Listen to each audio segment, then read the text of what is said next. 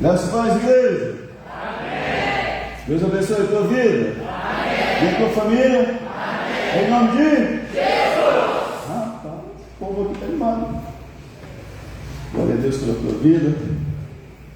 Hoje é o último dia de fevereiro. Já vai tarde esse mês, né? Esse não é um mês cumprido, né? Deus do céu. Acho que tinha 40 dias esse mês. Mas vencemos ele em nome de Jesus, amém? Amém. Deus está conosco, amém? O Diácono Denilson foi para Cacau fazer exame, por isso que não está aqui hoje, e não deu certo lá. Vamos orar pelo irmão, mas não está fácil a luta lá não. Tem que fazer mais cirurgia, apareceu mais uns negócios lá, mas Deus é poderoso, amém? Amém. Alguns irmãos não estão aqui, os da linha. Hoje ameaçou chover e eles não vêm mesmo, não, porque é difícil. Vim de moto 30 km da linha para cá, no bar, mas só eles mesmo, amém? Amém mesmo? Semana passada nós vimos sobre o que? Vocês lembram? Estamos pregando pregação expositiva. Toda quinta nós lemos um capítulo e explicamos, amém?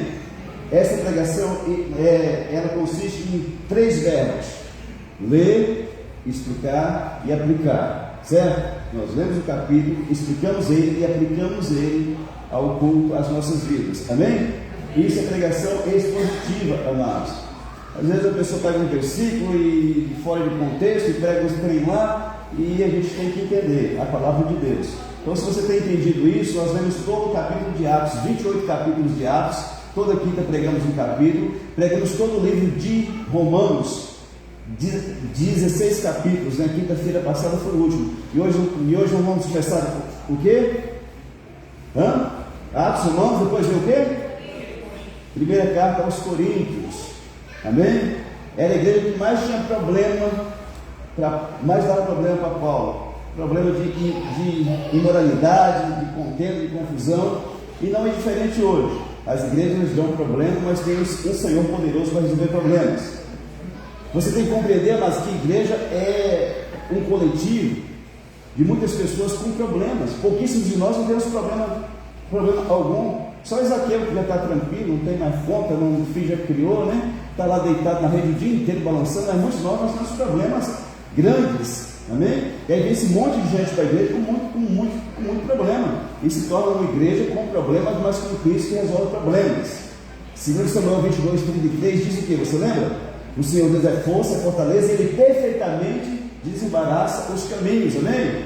Amém mesmo? Você crê nisso? Então vamos ficar em pé para ler o primeiro capítulo o capítulo 1 de 1 Coríntios. Primeira carta aos Coríntios. Mateus, Marcos, Lucas, João, Atos, Romanos, primeira carta aos Coríntios. Não tem erro.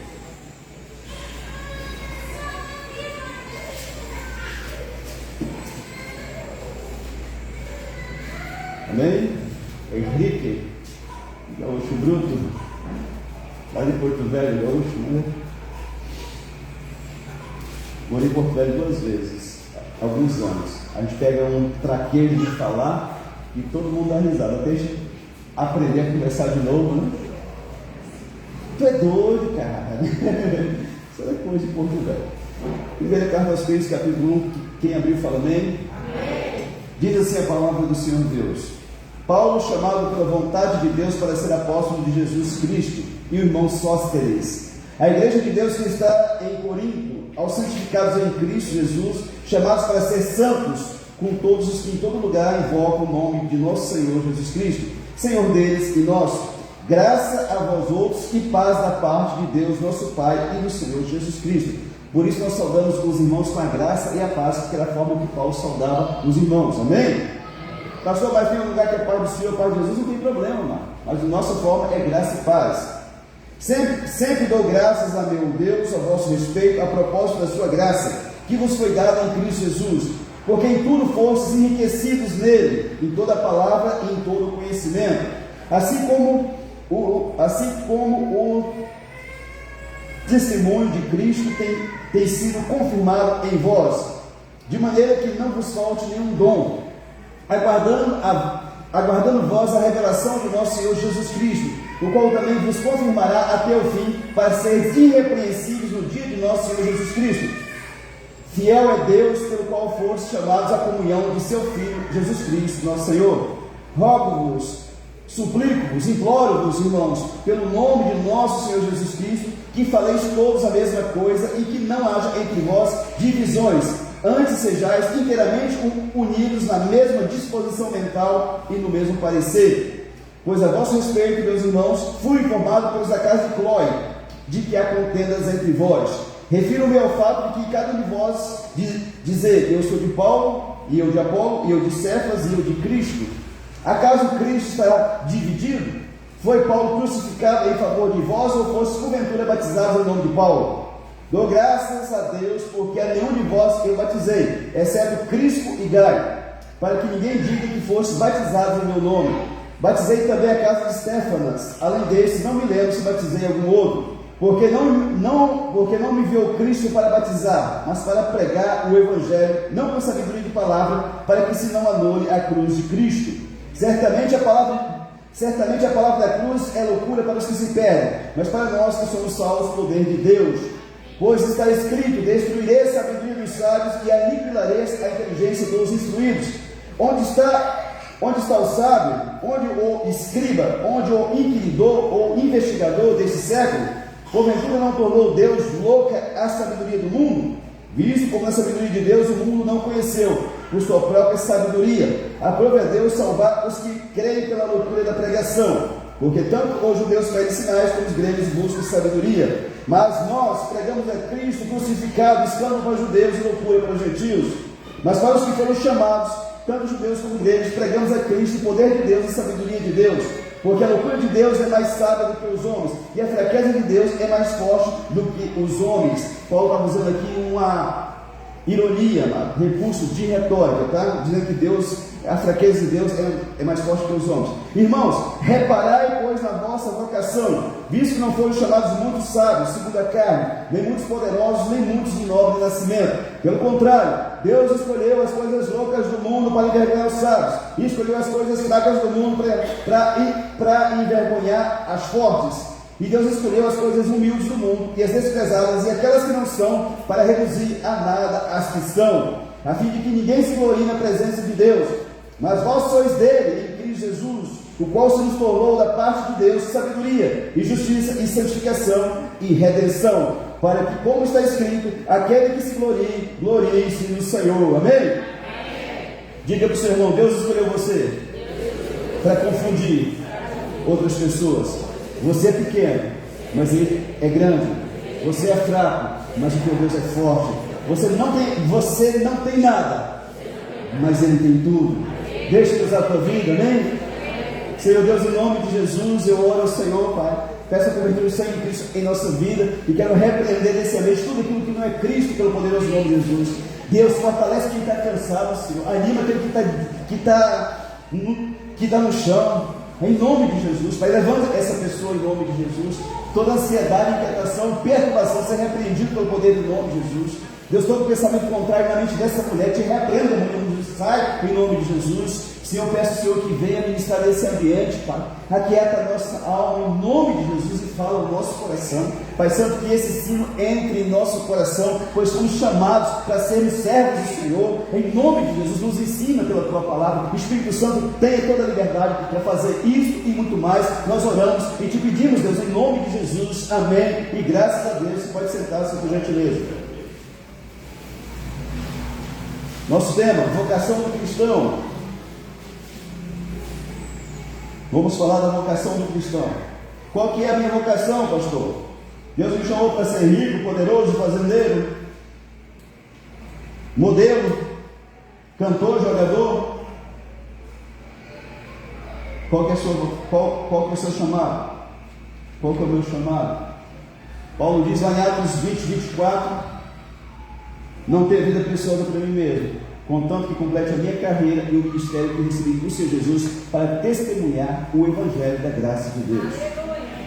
A sua vida não pode ser mais preciosa do que, nada seu pode ser mais importante no mundo do que testemunhar o Evangelho da graça de Deus. Isso não é só para pastor não, mano. Pastor é servo para qualquer pessoa, não é maior do que ninguém. nem menor.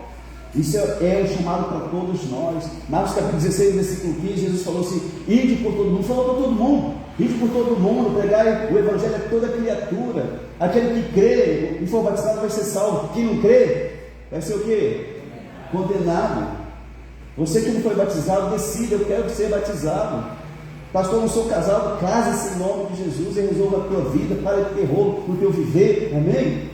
Pastor, eu sou solteira, mas eu vivo em pecado, e alinha a tua vida, e sirva a Deus de fato e de verdade com todo o coração, testemunho do Evangelho da graça de Deus.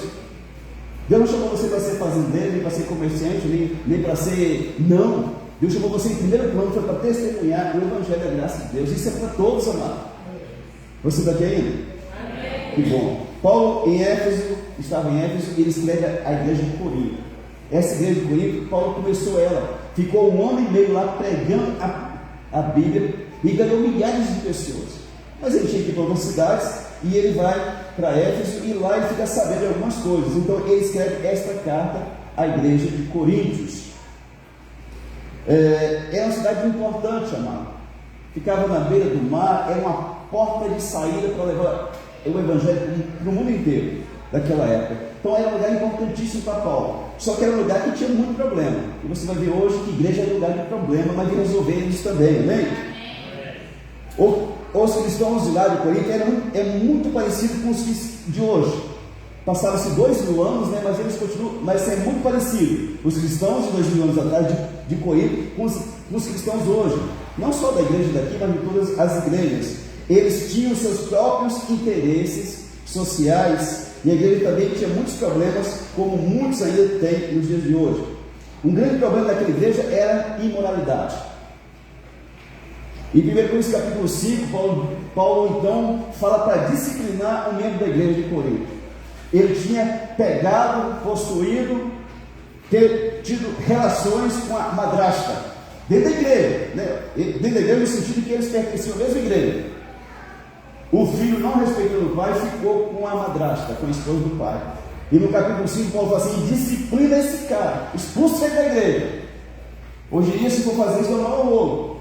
Porque nós pensamos que a igreja do Senhor é um lugar que pode vir com tudo que você está fazendo de errado, ele pode estar fazendo coisa errada. Não, mas por essa porta pode entrar qualquer pessoa, com qualquer prática, mas ele tem que decidir: eu vou mudar, e Deus vai me ajudar a mudar, e ele vai mudar, amém?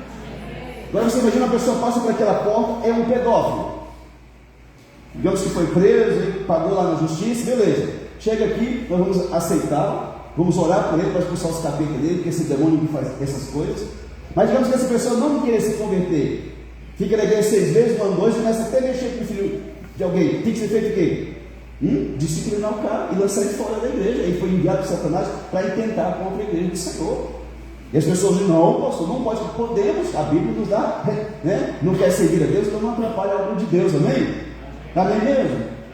Porque hoje, amado, o politicamente correto, tem coisa que não pode nem falar mais. Esse ambiente que é guardado na Constituição, no artigo 5º, diz que nós podemos falar qualquer coisa que der, porque a lei, né? A lei guarda a gente. Só que hoje aqui, se pega aqui alguma palavra aqui tirada de contexto, pronto, está com problema. Esse é o mundo do século XXI, amado. Tem as coisas erradas, e conforme o jeito que você confrontar as coisas erradas na palavra de Deus, você se torna uma pessoa errada.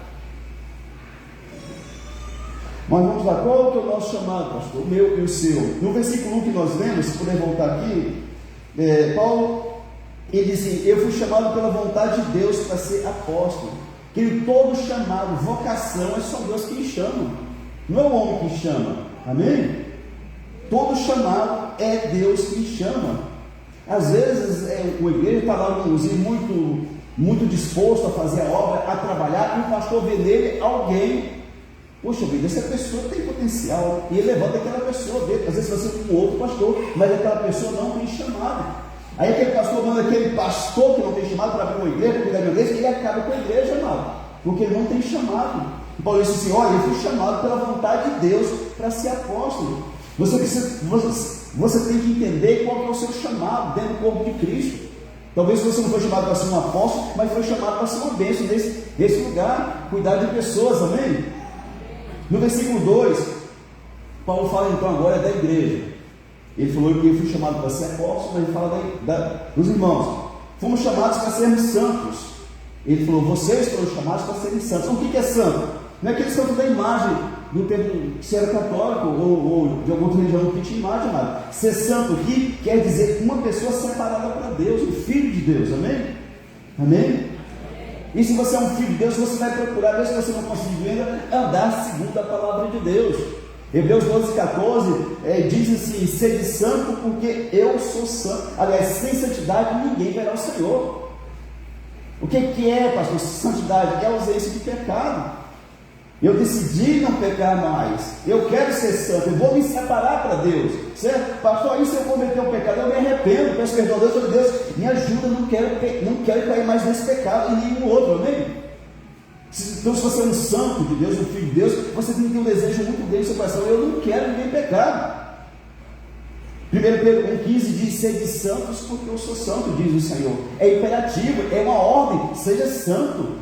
Pastor, mas eu não consegui, continua tentando, você vai conseguir em nome de Jesus. Mas não pode sentar em cima do pecado, não, mano. Eu sou assim mesmo. Fazer o quê? Já tentei e não consegui. Estava escutando um homem que foi pastor e foi excluído da igreja dele, perdeu a família porque ele era viciado na pornografia. Eu não vou falar o nome da igreja aqui, mas ele contou uma história dele e ele disse assim, eu sei que isso não é coisa do capeta, isso é coisa minha mesmo. Eu tive que escrever lá embaixo, pode ser sua, mas não tem parte do capeta, tem também, amado. Todo pensamento fixo na tua cabeça, que vai e volta e continua, é o diabo falando no teu miolo, e você não entende isso, por teimosia sua, porque eu tenho explicado esse aqui, caminhão de vezes. Todo pensamento que fica aqui, é o inimigo falando. Como que eu faço, pastor? Em nome de Jesus, sai da minha vida, eu sou de Deus, aleluia, Jesus tem misericórdia de mim. Tem que fazer alguma coisa, amado. Tem gente que o Satanás está tripudiando, está rodando em volta e ele não faz nada. O meu antigo pastor, que já está na glória, ele contava que um dia estava pregando e a igreja tinha umas janelas, né? Para entrar ar, né? Pregando, tinha um irmãzinho que estava olhando para ele, assim, bem, sabe? Uma pessoa está ali prestando atenção no que ele estava falando, ele pregando de Jesus e tal. Aí ele com um pouco, pula um macaquinho pela janela, só que nós estamos nos bancos, e falou, uai, o que esse macaco está fazendo dentro da igreja? Disse que chegou bem perto da irmã, assim, subiu no banco e ficou falando no ouvido dela. E ele sem entender nada, mas que desgrama, o macaco está falando alguma coisa no ouvido da irmã. E disse que a irmã abaixou a cabeça assim, ficou triste, botou a mão na cabeça e o bicho. E ele sem entender nada, falou, meu Deus do céu, o que é macaco problema? E disse que o Espírito Santo falou assim, não é ser bobo, aquilo não é macaco, aquilo é um demônio. Repreende ele. Aí tirou a boca do microfone, né? Tirou assim para ele, né? Diabo. Aí o bichinho olhou para ele. Em nome de Jesus, sai daqui agora. E o bichinho. Depois que ele saiu, a irmãzinha levantou a cabeça de novo e voltou a prestar atenção na palavra. Muito desânimo seu, muita coisa quando a sua cabeça está longe, você não escuta nada que eu falo aqui, que é o Satanás que está do seu lado ali. Fala com ele, vai embora em nome de Jesus. É só para o inimigo, não é para você não, tá? Amém? Isso é sério, amados. Então, ser santo é ser separado, é ser filho de Deus. Querido, mesmo que eu não sou perfeito, você não, mas as pessoas têm que ver Deus na minha vida e na sua vida. Se Deus não está vendo, eu estou com um problema espiritual muito grande. Amém? Fomos chamados à comunhão de Jesus. No versículo 9 diz isso. Se quiser colocar aqui, no versículo 9 nós somos chamados à comunhão de Jesus. 1 João capítulo 1, versículo 3 diz assim: o que ouvimos e vimos, isso vos anunciamos, para que também tenhais comunhão conosco, e a nossa comunhão é com o Pai e com o seu Filho Jesus Cristo. Amém? Querido, eu não posso ter comunhão com Deus Pai, com Jesus, se eu não tenho comunhão com você. Você nunca vai ter comunhão com Deus Pai, com Jesus, se você não tem comunhão com o seu próximo. E o seu próximo pode ser o seu pai, a sua mãe, a sogra, o irmão que você está brigando, o país que você brigou por causa de Bolsonaro e do Lula, né? Você não vai ter. Pastor, o que é isso? Isso é pecado. Quando eu estou com um problema com você, eu estou em pecado. 1 João capítulo 1, versículo 7 diz assim, como é que está escrito lá? Que devemos andar na luz como Cristo está na luz, Olha aqui para mim, 1 João capítulo versículo. Obrigado. Se porém andarmos na luz, como Ele está na luz, mantemos comunhão uns com os outros, e o sangue de Jesus nos purifica de todo pecado. O que é isso? Se eu estou com treta com você, eu posso confessar o meu pecado, porque o sangue de Jesus não vai vir sobre a minha vida. Eu estou em pecado diante de Deus, amém? Isaías 59, versículo 1 e 2 diz que o meu pecado separa, Deus de mim, Deus não me escuta, amém? Por que muitas pessoas não conseguem se conectar com Deus, pastor? Porque elas têm problema com o próximo e precisamos resolver as coisas, amém? Amém mesmo? Paulo diz no versículo 5 que os que foram chamados também foram enriquecidos. Querido, isso é um problema teológico muito grande, que uns entendem de forma errada, que o crente tem que ser milionário, tem que ser fazendeiro, tem que ser rico, né? Rico no sentido de riqueza financeira. Vai sair esse negócio aqui.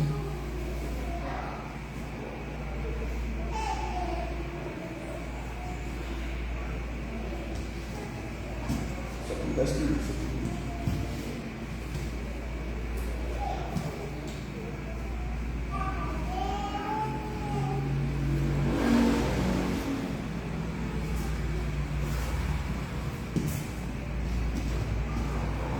Então, alguns pegam o extremo. O crente tem que ser milionário, senão ele está em pecado. Porque Deus é o dono da prata, o dono da prata, a João 2,8 diz isso. E outros só pegam outro extremo, que o crente tem que ser pobre e miserável, que não pode ter ambição, que não pode ter projeto, que não pode ter anseio, não pode ter expectativa nenhuma nessa terra. E tudo isso, amados, são extremos. Aqui diz que Paulo, no versículo 5, Paulo diz assim: porque em tudo fostes enriquecidos nele, em toda palavra, em todo conhecimento. Deus em Cristo quer enriquecer os cristãos em toda palavra e em todo conhecimento. Em tudo, amém? Pastor, o que é riqueza? Segundo a Bíblia, ausência de necessidade. Se você tem a sua casa, ou se você não tem casa, mas todo mês você tem dinheiro para pagar lá a sua kitnet, o seu apartamento, a sua casa alugada. Se você não tem falta de almoço, ou de janta, ou de um café na sua casa. Se as suas contas você tem lutado para controlar elas, você é uma pessoa próxima, segundo a palavra de Deus. Amém? O que é próximo, segundo a Bíblia? É uma caixa que está derramando. Você está tendo com abundância, certo? Tudo que? Tudo. Enriquecer não fala de riqueza financeira, mas o tudo também se aplica à estabilidade financeira. Deus tem uma vida próspera e abundante para todo cristão, amado. Se você é cristão, você pode saber que Deus tem uma vida próspera para você.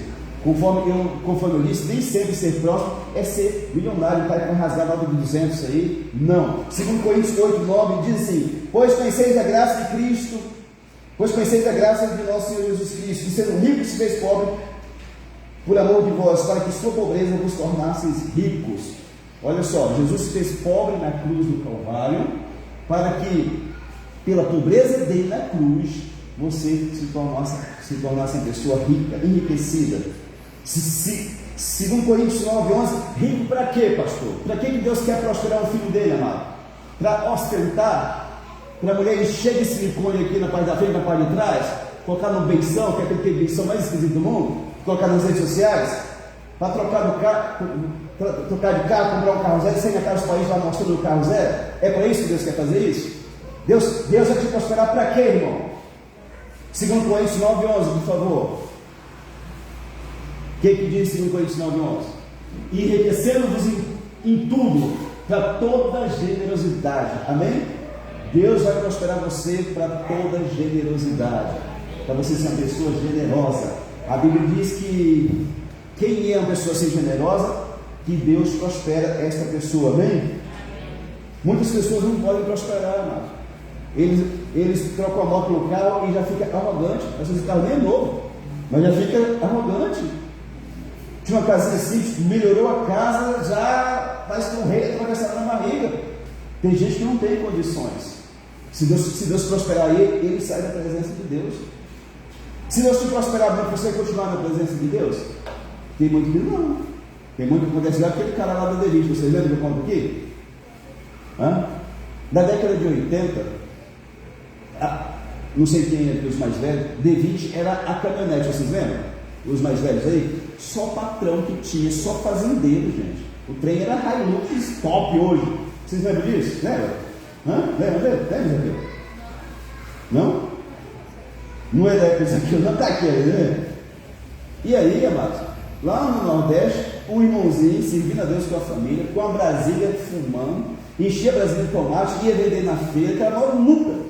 E aquela Brasília velha quebrava no meio da rua, e aquele sofrimento, e ele fiel à igreja.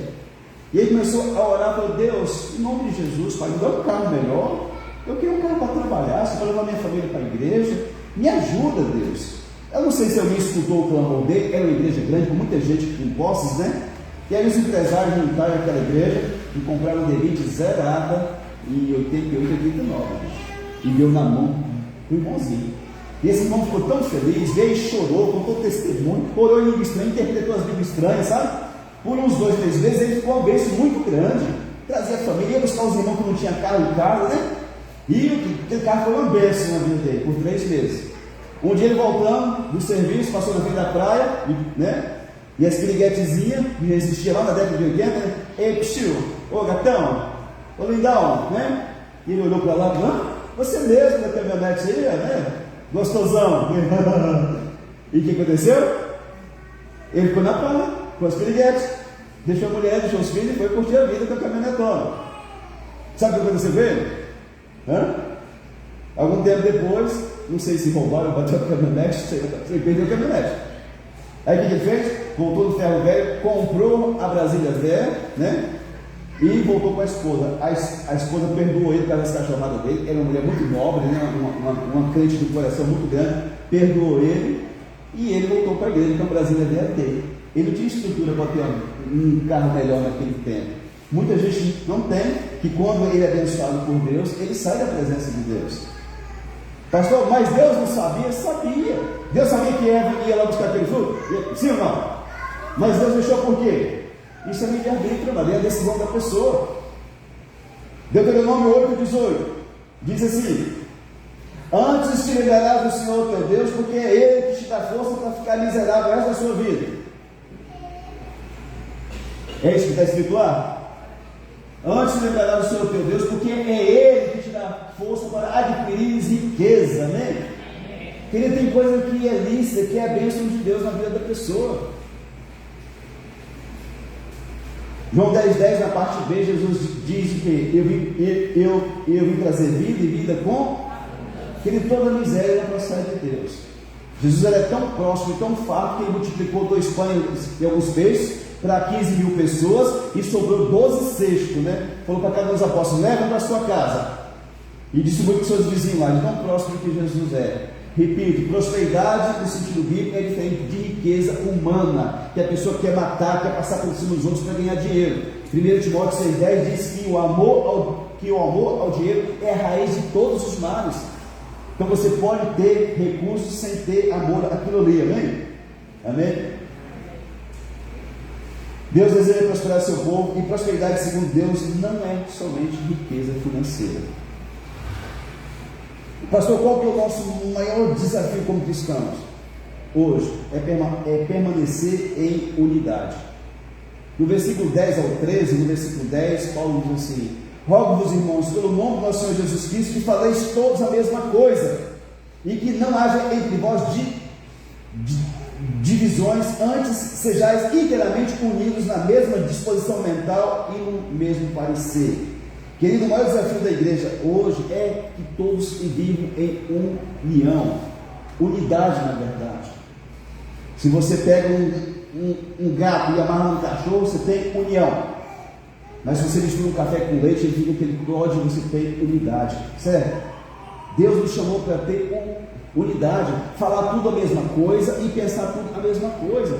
Como que é difícil, querido? Nessa igreja nós não temos muito problema, glória a Deus, mas tem muita igreja que os irmãos não têm união, não. O pastor fala: gente, no final do ano está chegando, vamos reformar a igreja? Eu disse: não concordo.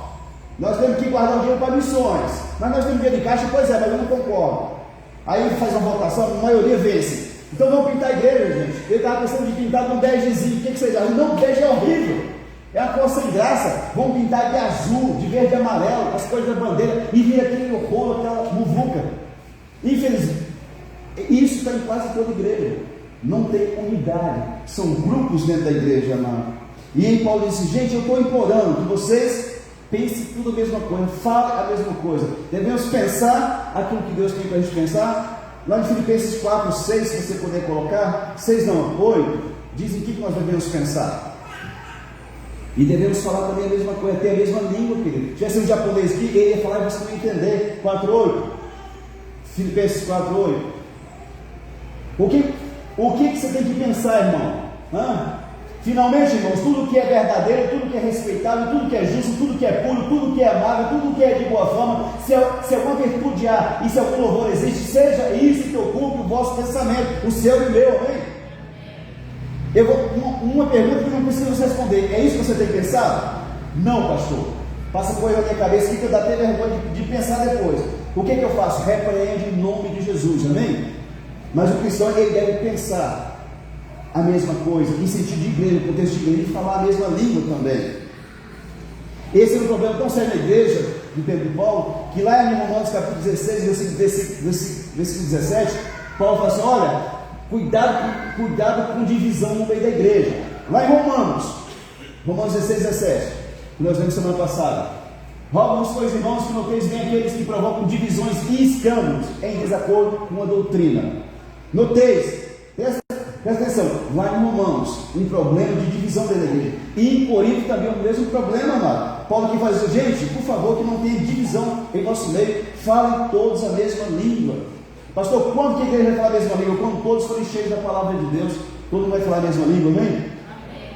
E aí Paulo disse, porque eu fui formado com as pessoas da casa de Cloé. Cloé era uma mulher comerciante muito rica, que morava em Éfeso, e alguém da casa dela foi lá para Corinto, e chegou lá e disse assim, Paulo, a coisa está feia lá em Corinto, o povo lá está fazendo divisão. Falei, olha, alguém da família de Cloé me contou que está tendo divisão. Paulo é tão honesto, amado, que ele não fazia fofoca não.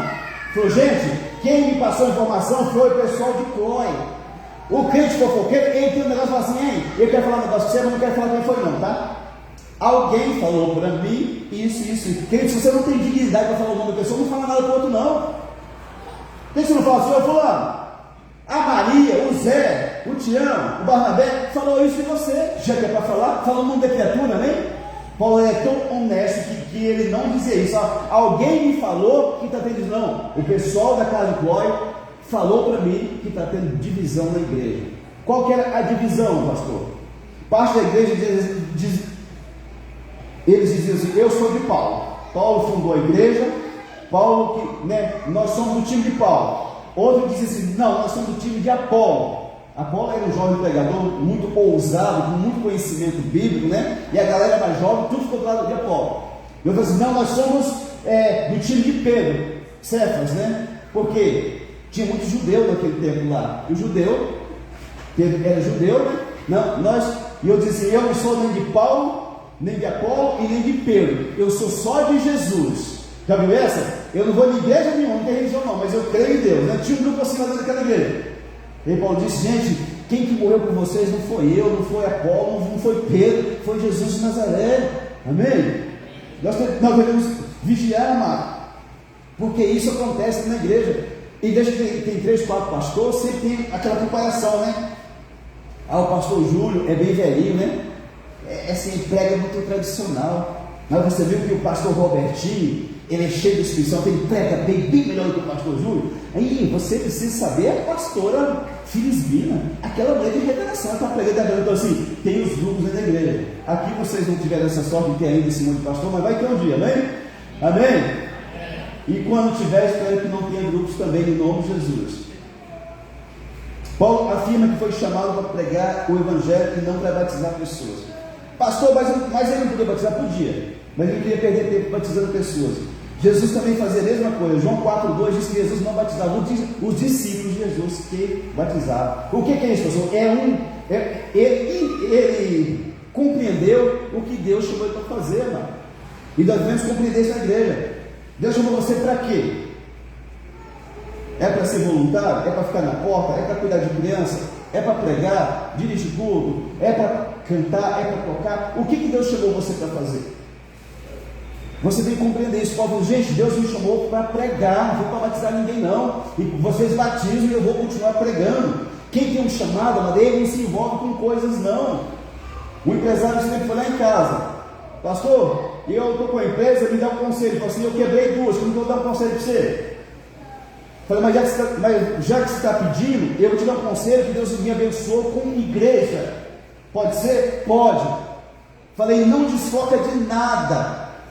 Coloca os teus olhos na empresa, vai dormir pensando nela, acorda pensando nela, projeta tudo com a empresa. Não se envolva com compra de moto velha, nem de carro velho, nem de bezerro, nem de nada. O seu foco é a empresa, dedica a ela, ora a Deus para Deus abençoar ela. Ele ficou olhando para mim assim, falei, porque todo mundo, quando está prosperando um pouquinho, ele começa a ficar louco. Ele desvia recursos da empresa e a atenção dele da empresa, começa a se envolver com coisas. Ah, vou comprar não sei o que, vou comprar. Tira o dinheiro dentro da empresa, descapitaliza a empresa e quebra. Falei para ele, foca na empresa.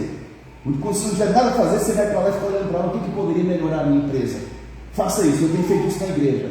E ele pegou aquele conselho que é aplicado na empresa dele, Deus tem prosperado dele, amém? Amém? Então assim, a gente sabe muito, cara, muito, mas um pouquinho de sabe, a gente quer compartilhar com as pessoas. E o líder, querido, tem muitos aqui que são e que serão líderes, precisa aprender a delegar autoridade para as pessoas. Tem líder que ele quer fazer tudo sozinho. Eu fui de uma igreja, eu era presbítero, vice-presidente da igreja, mas o pastor fazia tudo. Se ele pudesse, ele recebia na porta, ele dirigia o culto, ele pregava o culto, e se ele pudesse, ele cantava também. Mas ele não sabia cantar, então tinha algumas coisas que ele não conseguia fazer. Mas no que ele podia fazer, ele fazia tudo, não deixava ninguém fazer. Um líder verdadeiro não pode ser assim, tem que aprender a delegar autoridade para as pessoas. Se você está lá na sua empresa, você é um chefe que você faz tudo, você não é chefe, você é um badeco que tem um título de chefe. O líder ele coloca a mão na massa quando necessário. Faltou uma pessoa no tempo, eu estou junto com vocês, mas caso contrário, eu estou coordenando vocês, amém? A gente mistura as coisas, querido. Quando Deus não sei se você está em qual coisa que você está, se você for chefe, se você for um líder, tem gente que não, ele tem uma empresa que trabalha mais do que o empregado dele, que a gente não vai prosperar nunca na empresa dele. Ele trabalha igual um escravo ali. Não, o salário de uma pessoa, né? Não, querido, você precisa pensar, e você não pode projetar nada enquanto você estiver colocando a mão na massa. Se você é um líder, o dono da empresa, amém? Amém? E aí esse pastor não sabe de fazer nada. Um dia ele manifestou um demônio a uma mulher, e ele agarrou naquele demônio, não sai, e acabou o culto, e lá em cima não sai. E eu falei assim para ele, pastor, o senhor quer que eu tento aí? Gente, porque você às vezes é pessoa de Deus, mas você não está no dia bom. Talvez ele causar outra pessoa, né? Se eu fosse expulsar um demônio que não quisesse sair de mim, eu vou chamar você de obreiro, cuida aqui, resolve. Isso não quer dizer que eu estou em pecado, não, quer dizer que não é o meu dia. Deus usa quem Ele quer na hora que quer, amém? Ele falou, não, o demônio é meu. Eu só lá depois que sai o demônio. Ele ficou lá, não sei o que foi da noite lá, embolado no demônio lá. Fazer o quê, né? Então, quando Deus prosperar você, aprenda a delegar a autoridade. Tudo bem? Pastor, qual que é o maior chamado que nós temos como cristãos? Pregar a mensagem da cruz. Versículo 18 ao 25 de 1 Coríntios diz isso. Pregar a mensagem da cruz. Coloca no 18 aqui, o cara está errado, hein? Certamente a palavra da cruz é loucura para os que se perdem, mas para nós que somos salvos, dá rápido demais, viu? Quando eu era criança tinha lá tinha um tal do xerife Ricochete. Só quem tem mais de 60 vai lembrar disso, tá? Certamente a palavra da cruz é loucura para os que se perdem, mas para nós que somos salvos, poder de Deus. Aí você pula agora para o versículo 21, por gentileza. Visto como na sabedoria de Deus o mundo não conheceu, por sua própria sabedoria, aprove a Deus salvar os que creem pela loucura da pregação. Gente, você tem que entender que antes de Jesus, Deus sempre deu oportunidade para as pessoas saberem que Ele era Deus. Mas onde que vai as pessoas que morreram antes da vida de Jesus? Lá em Romanos capítulo 1, diz assim que Deus se manifesta no mundo pelas obras dele, e as pessoas não reconheceram Deus. Versículo 22. Porque tanto os judeus pedem sinais como os gregos buscam sabedoria. 23. Mas nós pregamos Cristo crucificado, escândalo para os judeus, loucura para os gentios. 24. Mas para nós, os que fomos chamados, tanto judeus como gregos, pregamos a Cristo, poder de Deus e sabedoria de Deus. Amém? Paulo diz que existem dois grupos. Os judeus pediam sinais, que era milagre, para saber se você está falando a verdade mesmo, e os gregos pediam sabedoria. E esses dois grupos hoje, eles existem como igrejas, sabia? Tem a igreja que só crê em sinais, tem a igreja que ela é muito pentecostal, avivada, ela crê em sinais. E sinais é bíblico. Vai Marcos capítulo 16, versículo 17, 18, diz que os sinais onde acompanhar aqueles que creem. E meu nome escolheram demônios, impõem mãos enfermos, não é certo? Sinais é de Deus. Então tem igreja que só prega sinais. Aqui nós falamos em línguas, interpretamos a língua, tem o dom de profecia, tem o dom não sei do que, sabe?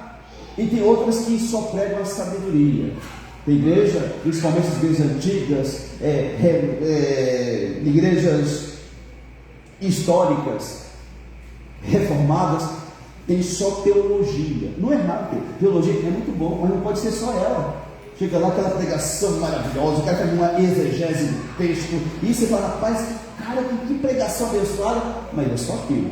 Não tem milagre. Quem está com depressão, está com depressão. Quem está viciado vai continuar viciado. Quem está com problema de ansiedade vai continuar resgatando, né? E quem não foi salvo, talvez não vai ser salvo.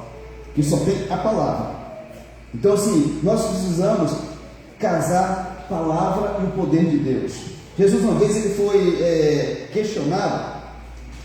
Alguém questionou ele sobre uma mulher que tinha tido marido, casou com outro, com o irmão, né? Isso aí você sabe, né? A mulher casou com o homem morreu, o irmão dela casou com ela, não teve filho, casou o irmão, depois dos 7 ela também morre. Aí questionaram Jesus. Aí Jesus disse assim, lá em Mateus 22, 29: errais por não conhecer as Escrituras e nem o poder de Deus. Errais por não conhecer as Escrituras e nem o poder de Deus. Nós precisamos ter a Escritura como regra de fé, mas precisamos ter também o poder de Deus para operar os sinais, né? Certo? 1 Coríntios 4:20 diz que o reino de Deus não consiste em palavra, mas em poder. Pastor, o que faz para a igreja crescer? Você deixar Deus usar a tua vida. As pessoas chegam com problemas, você expulsa o demônio delas, que tem igreja que nem o capeta existe mais. E Jesus falou muito de Satanás, dos demônios, falou mais disso do que de ser salvo. Essa fala de Satanás não, mas Jesus falou dele, para mostrar as obras ruins dele. Então, assim, o que faz?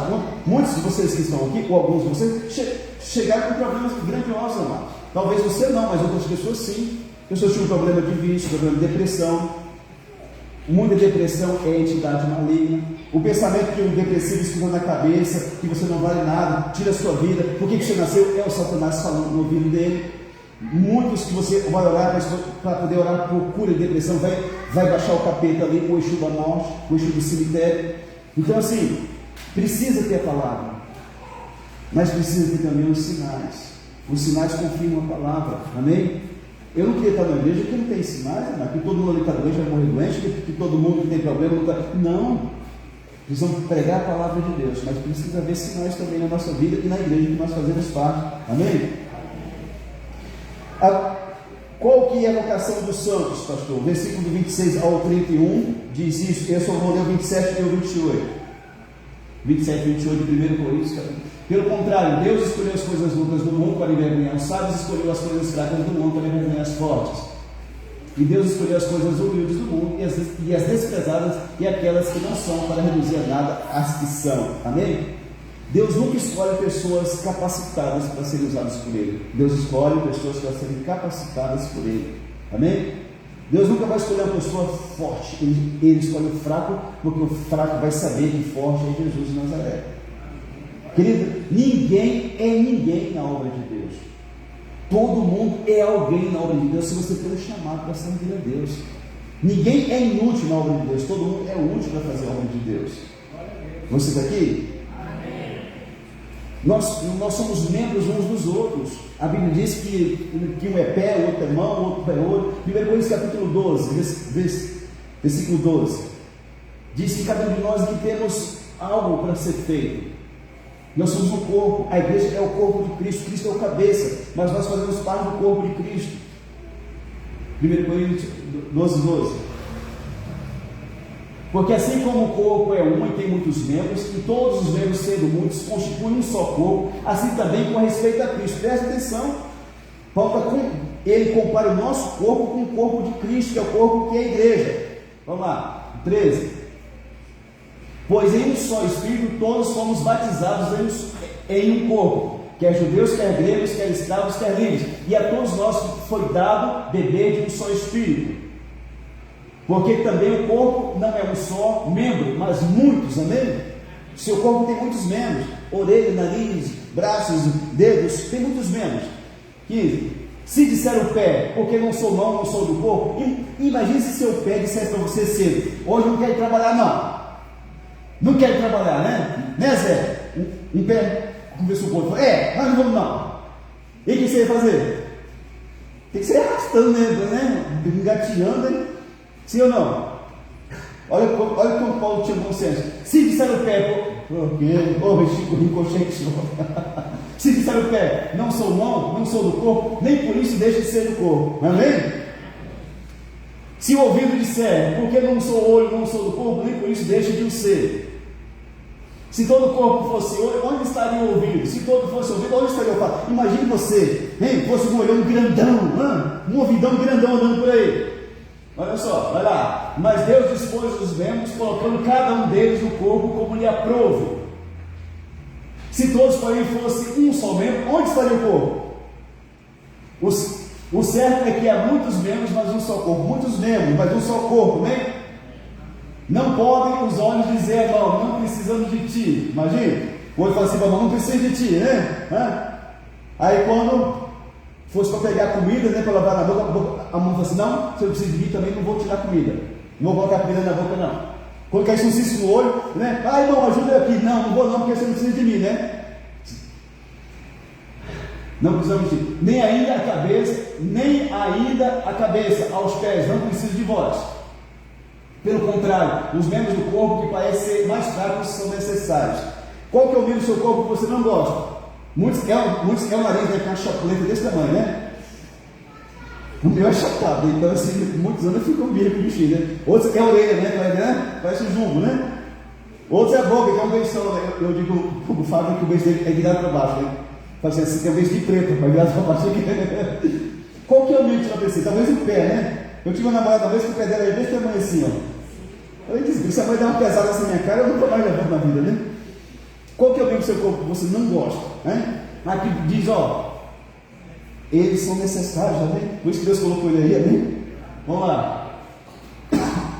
E os que nos parecem menos dignos do corpo, a esses damos muito maior honra. Tá bom, você não gosta do seu nariz, né? O bicho é achatado, virado assim, né?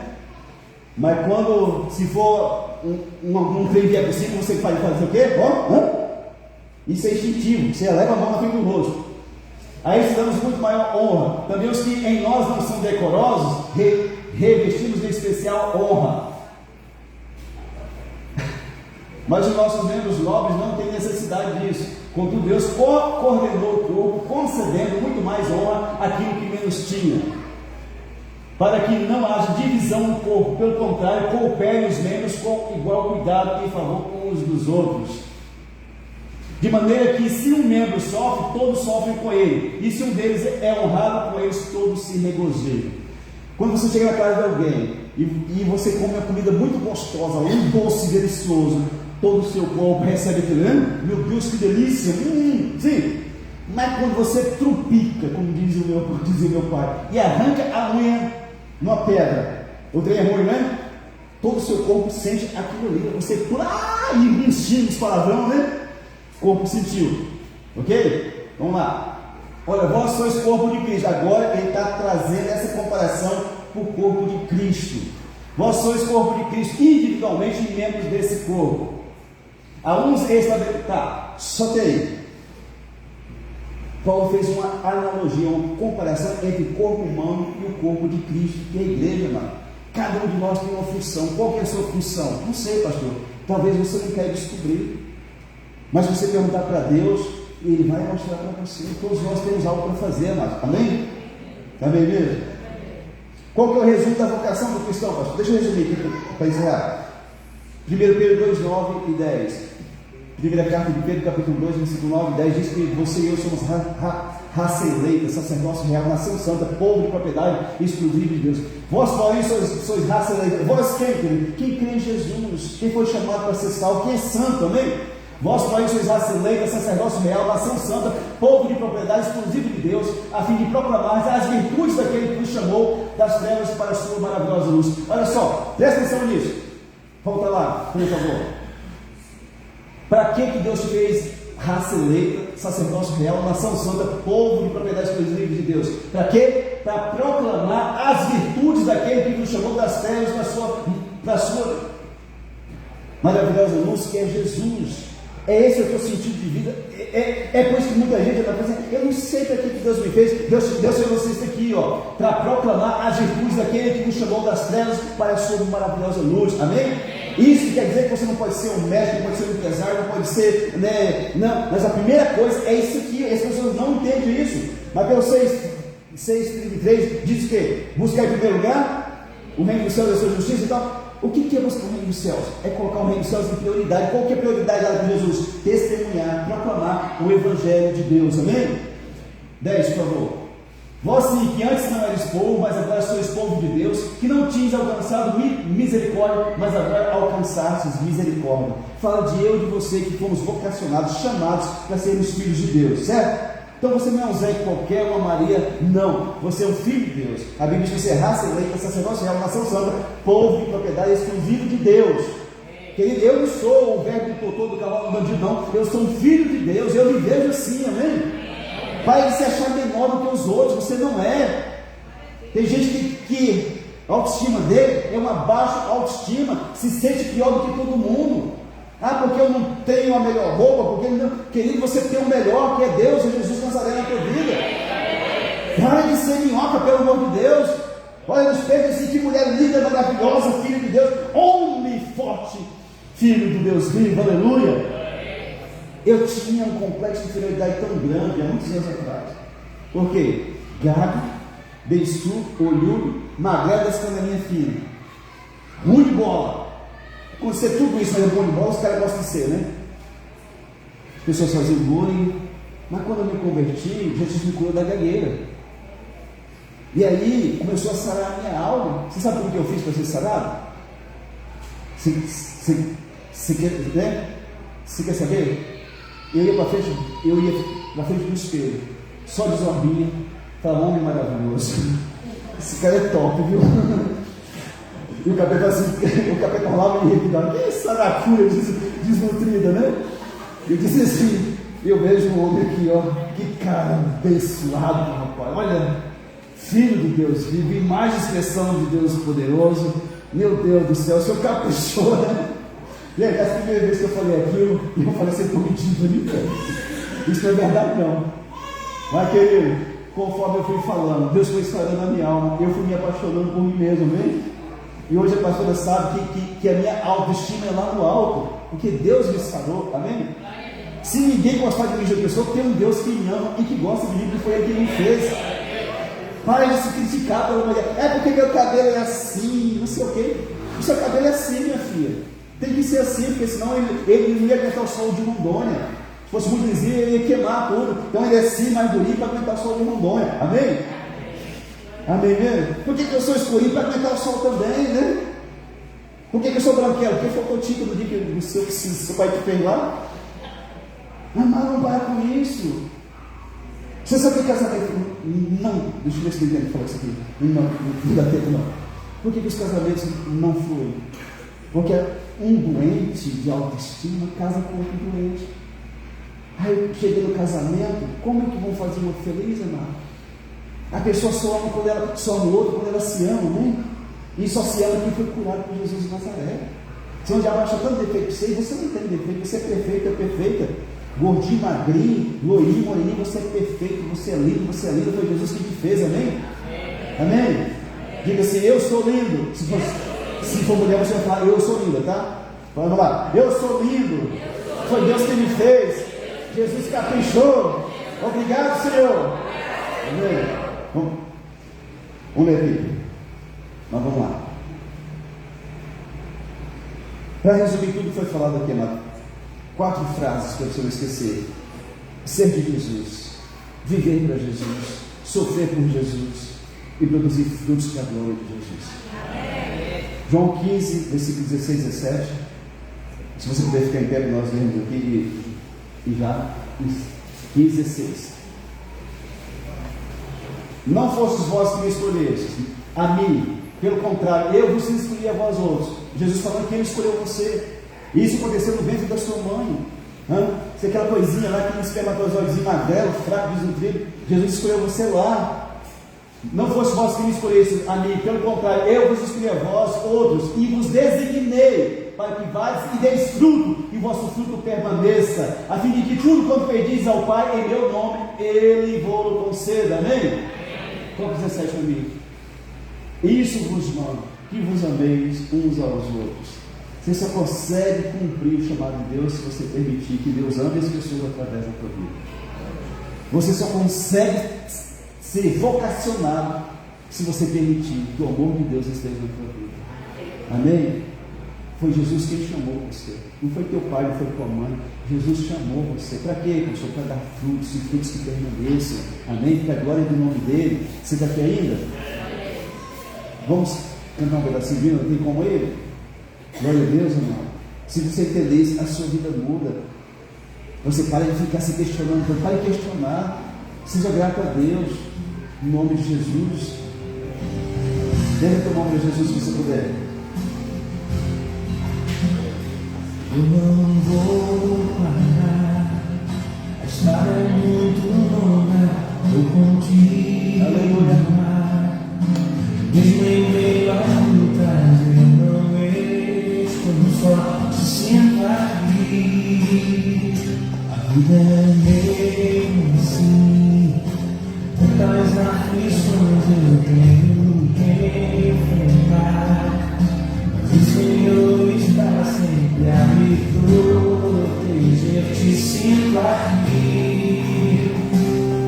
Quando o vento sopra contra mim, os problemas tentam me abater. Eu me lembro do grande eu sou, me enviou. Eu tenho chamado, eu creio. Jamais vou me calar. Eu tenho chamado. O Evangelho anuncia que eu fui escolhido. Tudo é vida melhor. Eu sei que Deus não abre mão de mim.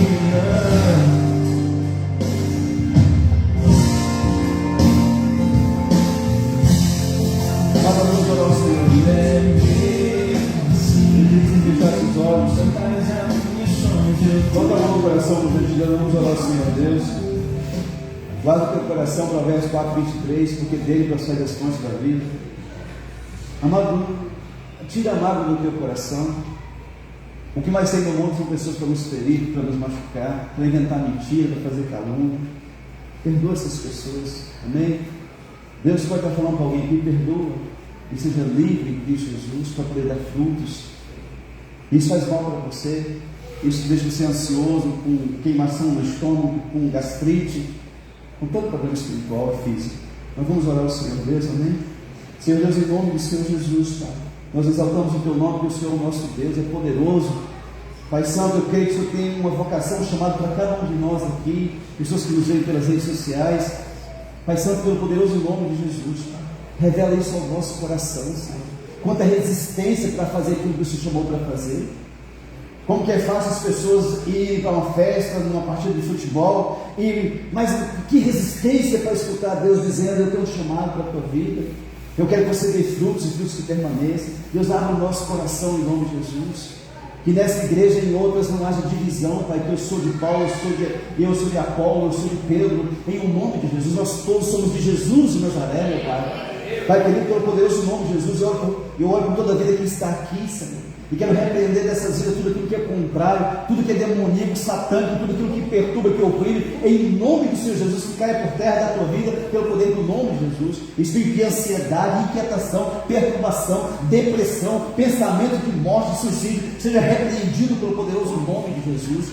todo espírito das trevas que fala na cabeça dessas pessoas: você não vale nada, você não devia nem ter nascido. É o diabo falando: Jesus te ama, você nasceu porque Ele quis que você nascesse. Eu repreendo esse espírito de mentira da tua cabeça, pelo poder do nome de Jesus. Todo espírito de vício, das drogas, do álcool, da pornografia, do narguile, do cigarro, repreendo pelo poder do nome de Jesus. Zé Pelita do inferno, cai por terra, sai em nome de Jesus de Nazaré. Repreendo o espírito de morte, tudo aquilo que fizeram contra a tua vida, na encruzilhada, no cemitério, na mata virgem, na cachoeira, no trilho, no rio, ser repreendido pelo poder do nome de Jesus, ser cancelado essa obra do inferno pelo poderoso nome de Jesus. Deus Santo, em nome de Cristo, Senhor, eu quero declarar bênção em nome de Jesus. Dê vitória para essa pessoa, Senhor. Tudo aquilo que é cativeiro, que é julgo, que cai por terra em nome de Jesus. Essa culpa que você tem, Deus arranca isso dessa pessoa pelo poder do nome de Jesus. Eu declaro bênção na tua vida, da tua família, da tua casa. Quero repreender todo o aperto financeiro do inferno, ser repreendido da tua vida, da tua casa, do teu trabalho, no nome de Jesus.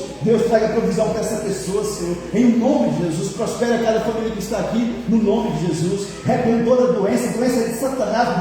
Deus não fez doença para ninguém. Diabo, espírito de enfermidade, te repreendo pelo poder do nome de Jesus Cristo. Todo câncer, toda dor de cabeça, toda dor de coluna, toda angústia, toda aflição, sai do teu corpo em nome de Jesus. Depressão, sai da depressão em nome de Jesus. Ansiedade, síndrome do pânico, medo, repreendo em nome, sai em nome de Jesus Cristo. Senhor Deus, que essa pessoa pare de falar que está doente, que vai morrer, que ela diga o que diz a tua palavra. Salmo 118, versículo 17: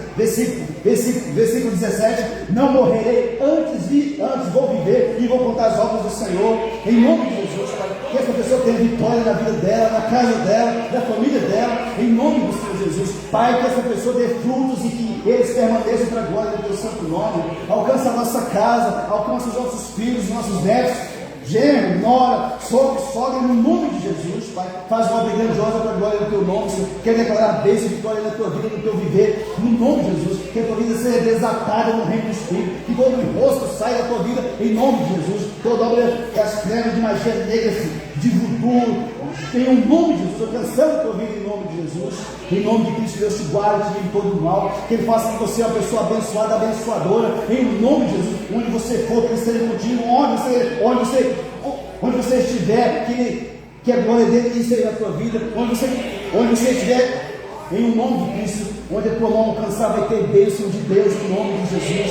Eu declaro vitória no teu viver, em nome de Jesus, e tudo que é contrário vai embora. Toda inveja das trevas, em nome de Deus, cancelo inveja de parente contra você, de pessoas do trabalho, seja quando for, cancelo da tua vida, da tua família, pelo poder do nome de Jesus. Deus Santo, em nome de Cristo, guarda-nos, livre-nos por amor do teu nome. Seja conosco, Deus, nós oramos, pedimos ao Senhor Deus, e te agradecemos, ó Pai, e te aplaudimos em nome de Jesus. Amém. E graças.